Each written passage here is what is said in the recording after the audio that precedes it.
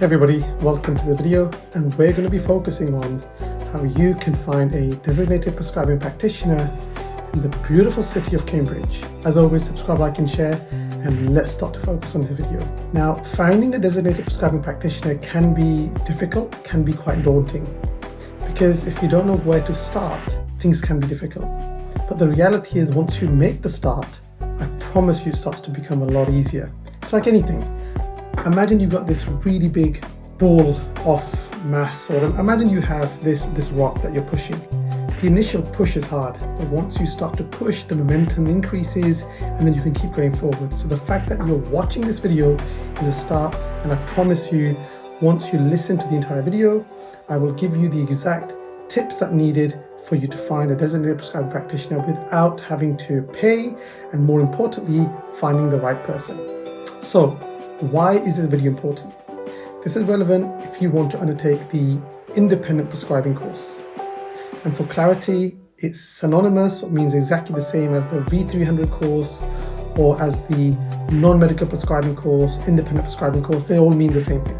So if you're looking to gain your prescribing qualification and you're a pharmacist or nurse, physio, paramedic, midwife, podiatrist, and so on, so you are a regulated healthcare professional, keep that in mind, then this is the right video for you. First thing you have to do is find a university.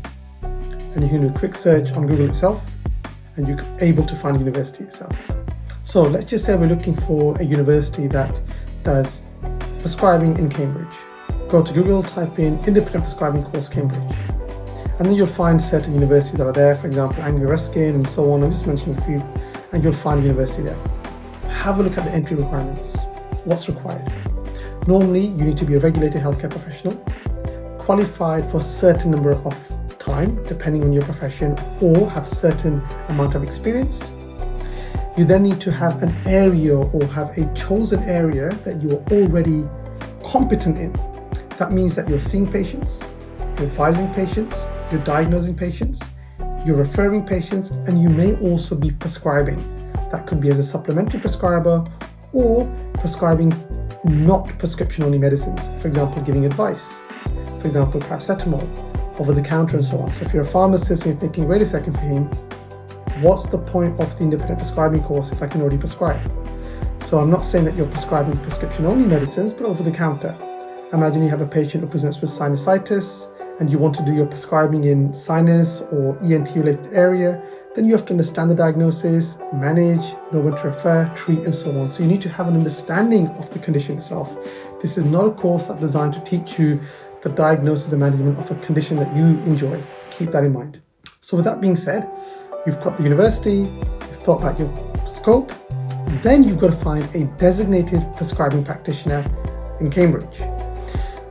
So imagine this individual is very, very important to the success of your course.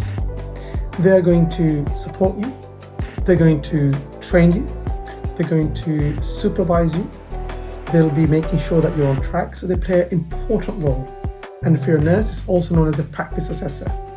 So this individual has to be qualified normally for 3 years, has experience in your scope of practice. For example, if it was dermatology, then they must have experience in dermatology, and has taught your profession before, ideally.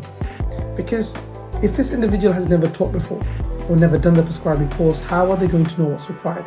And also, if you find a prescriber who's never done the course, one thing I can tell you, when you explain to them what's required, for example, they have to sign you off at the end, they have to do some exams with you, believe me, they might say, actually, this is too much work. So it's better you find someone who's done it before and who's taught your profession before. How do you find this person? 3 things. Number 1, once you've listened to the video, look at your phone book or your mobile phone. See if you already know friends or individuals who've done the course before. Ask them, how did they find a DPP or a designated prescribing practitioner? Have a look at your phone book. Maybe you already know prescribers. If that doesn't work, option number 2, visit local surgeries, send them an email, explain to them that you want to undertake your prescribing course and outline the benefits. The benefits to them is that they are able to have a pharmacist or a nurse who's trained by them, and when they go into community, they can send referrals to that pharmacy or that pharmacist, and they know that that patient will get the right advice and it will reduce waiting times. Benefits to you are job satisfaction, moving ahead in your profession, and also financial benefits as well. Also approach local universities, speak with them and ask if they have any tips that they can help, or maybe they know individuals that can help. University hospitals, again, can be done. If that doesn't work, I would say visit LinkedIn. Go onto LinkedIn, type in Doctor in Cambridge or Prescriber in Cambridge, send them a message. It is literally that easy, and I just don't understand why people struggle with this.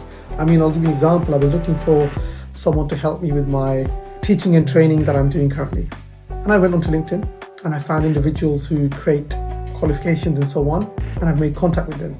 I sent about 100 messages. Out of them, 5-6 replied. Out of them, I liked one individual in terms of the CV, and we've had that conversation and we're ready to go. That's exactly what you have to do. So as always, subscribe, like, and share. Thank you for watching this video. Let's make a difference.